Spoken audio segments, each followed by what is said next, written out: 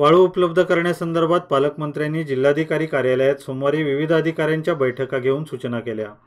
यावेळी सर्वसामान्य जनतेला वाळू उपलब्ध करण्यासाठी तातडीने एम-सँड वाळूचे उत्पादन वाढवण्यासाठी प्रयत्न करा। ज्यांनी एम-सँड तयार करण्यासाठी अर्ज दाखल केले आहेत त्यांचे अर्ज तातडीने निकालात काढा। कोणत्याही परिस्थितीत सर्वसामान्य जनतेला वाळू उपलब्ध व्हावी यासाठी अधिकाऱ्यांना सूचना केल्या।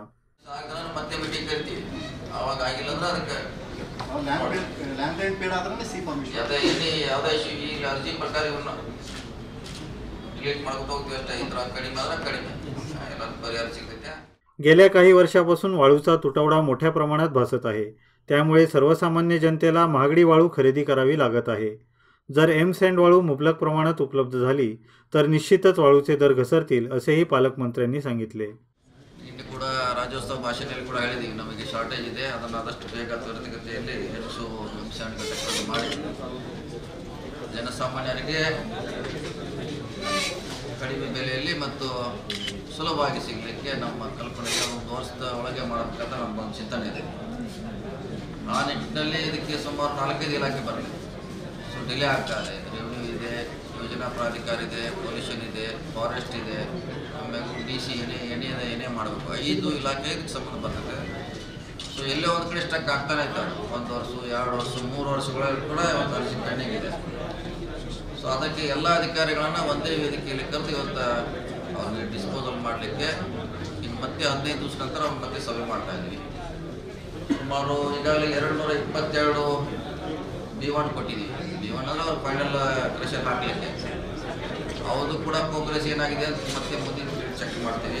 ಮತ್ತು ಕೆಲವರು ಭಾಳಷ್ಟು ಅರ್ಜಿ ಪೆಂಡಿಂಗ್ ಇದೆ, ಸೊ ಅವನ್ನ ಇಲಾಖೆ ಮಾಡಿದೆ, ನಮ್ಮ ಕಡೆ ಮಾಹಿತಿ ಬಂದು ಕಂದಾಯದಲ್ಲಿದೆ, ಅರಣ್ಯವಿದೆ, ಸರ್ವೇದಲ್ಲಿದೆ, ಎನ್ಎದಲ್ಲಿದೆ, ಸೊ ಬೇರೆ ಬೇರೆ ಇಲಾಖೆಗಳಲ್ಲಿ ಕೂಡ ಬಾಕಿ ಇದೆ। ಅದನ್ನು 15 ದಿನಗಳಲ್ಲಿ ಪರಿಹಾರ ಮಾಡಿ ಅದನ್ನು ಹೆಚ್ಚು ಎಂ-सँड ಘಟಕಗಳನ್ನು ನಮ್ಮ ಜಿಲ್ಲೆಯಲ್ಲಿ ಸ್ಥಾಪನೆ ಮಾಡೋ ಗುರಿ ಹೊಂದಿದೆ ನಮ್ಮ ಜಿಲ್ಲಾಡಳಿತ। या बैठकीला जिल्हाधिकारी SB बोमनहळ्ळी, प्रांताधिकारी कविता योगपण्णावर, तहसीलदार मंजुळा नायक यांच्यासह क्वारी असोसिएशनचे पदाधिकारी व इतर अधिकारी उपस्थित होते।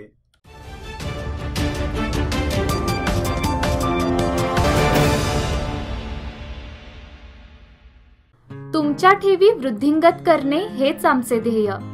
सर्वोत्तम परतावा, सर्वाधिक सुरक्षितता, ठेवींवर सर्वाधिक 11% व्याज, 60 वर्षांवरील ज्येष्ठ नागरिकांसाठी 0.5% जास्त, नातं 23 वर्षांच्या विश्वासाचं अन सचोटीचं।